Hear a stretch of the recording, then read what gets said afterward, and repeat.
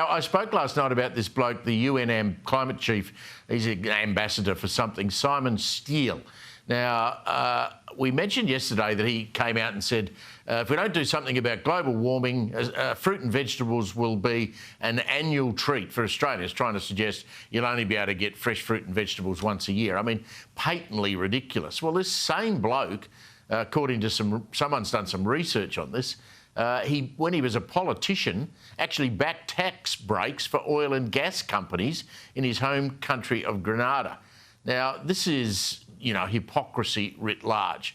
I don't know if this bloke's still in the country, but he'd be better off heading back to Grenada. Joining me now to discuss this and more is the Centre for Independent Studies Director of Energy Research, Aidan Morrison. Aidan, why are we surprised?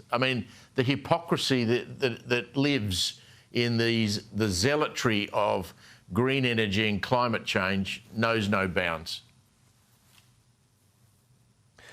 It seems like it. It's just as though at some point you sort of float off into a different planet where it's okay to pretty much ignore the science and become completely hysterical about it. It's just the case that a serious look at climate change does not say it's going to be a catastrophe where we can't grow fresh fruit and vegetables again. It says there are going to be changes to the climate. We're not quite sure how big they're going to be. It could complicate growing certain things in some places, but there is just no imminent catastrophe. So this is really kind of an odd detachment that I see all over the place. There's just no realistic path towards net zero now that doesn't involve completely collapsing people's living standards. If we stop using all the things like coal and gas to make, ceramics and steel and plastics, all the things we need to do basic things like development, like sanitation projects around the third world, we won't be able to keep improving humanity's living standards across the globe. So it's really strange to see this kind of language. Yeah, the solar industry brought him out for some conference. I described him as a bald-headed Greta Thunberg, so he's probably going to disappear. We'll never hear from him again. Let's talk about the renewables rollout, because there is some real difficulty now facing Chris Bowen, the federal government, because you've got a cut-off for where capital's going. Tomorrow is the cut-off for asset manager HMC Capital to settle their deal for $950 million of renewable energy business, which was purchased from Neon Australia. Yet on Tuesday it was reported that same company had engaged advisory firm Lazard to search for buyers for the portfolio. It always comes back, doesn't it, Aidan, to the money. If you can't make a buck out of this stuff, foreign companies who said they're going to build it are going to walk away. Yeah, that's right. And the reality is that you can't make a legitimate buck out of this stuff. It was confirmed by Ross Garner earlier this week that basically every new project for wind and solar is dependent on government subsidies, on underwriting of revenue. The funny thing is, this case for HMC Capital, this is exactly the situation, but they lucked out initially. They bought this whole portfolio with mere paper promises, IOUs and debt. They didn't use any of their own money to buy it in a whole hurry.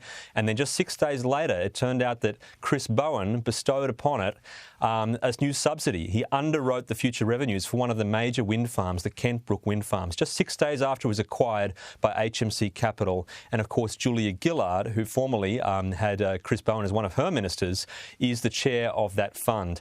And they've had another amazing brush with good fortune and good timing from Chris Bowen this week, because he announced a big expansion of the capacity investment scheme. That's the subsidies that will underwrite virtually every renewable project. So now there's almost no risk, or much less risk than previously, that all the other development projects in HMC's portfolio will go without government underwriting. So that's just how the normal, proper, official government business of rolling out renewables looks now, that we have huge amounts of money handed through a totally untransparent process by Chris Bowen, the minister. He's the one that makes the final decision on all these grants, to people who are his former buddies from politics. That is just how the legitimate process apparently proceeds.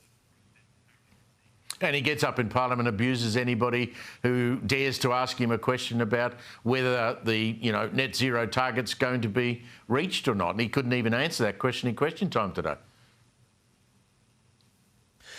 There's just simply no chance that the net zero target is ever going to be reached. At the moment, it's completely intellectually dead because we relied on the idea that electricity would be extremely cheap for the hard parts of decarbonising. So the idea we could electrify everything and then use electricity to make hydrogen, that relied on electricity being so cheap. And we now know electricity from renewables is extremely expensive. Again, today, the VNI West line more than doubled in price in just 2 months, all right? So this is just absolutely absurd to argue we have cheap electricity. Net zero is not going to happen.